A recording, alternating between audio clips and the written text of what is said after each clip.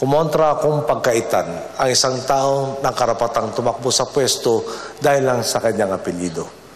Bakit nga naman tayo gagawa ng batas para pigilang maglingkod ang gusto maglingkod? Pero napapaisip po ako. May mali rin sa pagbibigay ng pagkakataong habang buhay na magpakasasa sa kapangyarihan ang isang tiwaling pamilya o individual. Ganyang kaisipan din ang dahilan kung bakit noong may nagmungkahi manatili pa ako sa pwesto kahit raw dagdag na 3 taon lang, ako mismo ang tumutol dito. Di tayo makakasiguro kung malinis ang intensyon ng mga susunod o kung nanaisin lang nilang habang buhay na maghari-harian para sa sariling interes. Panahon na para ipasa ang isang anti-dynasty law.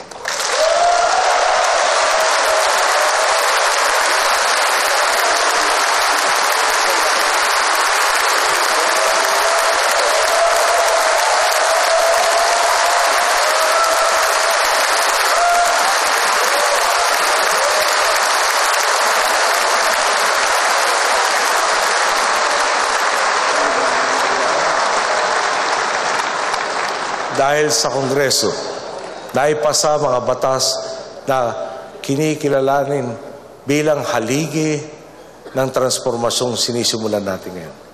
Sa Kamara at Senado, lalo na sa mga kasapi ninyong naging kabalikat sa dangmatwid nitong mga nagdaang taon. Salamat sa Philippine Competition Law, sa Act allowing the full entry of foreign banks, sa pag-amyenda ng Cabotage Law, salamat sa Sin Tax Reform Act, salamat sa Responsible Parenthood Act,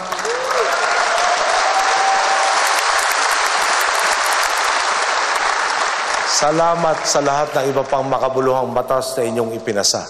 Tunay nga pong napakalaki ng naiambag ng isang kongresong determinado maging katuwang sa pagsusulong ng pagbabago.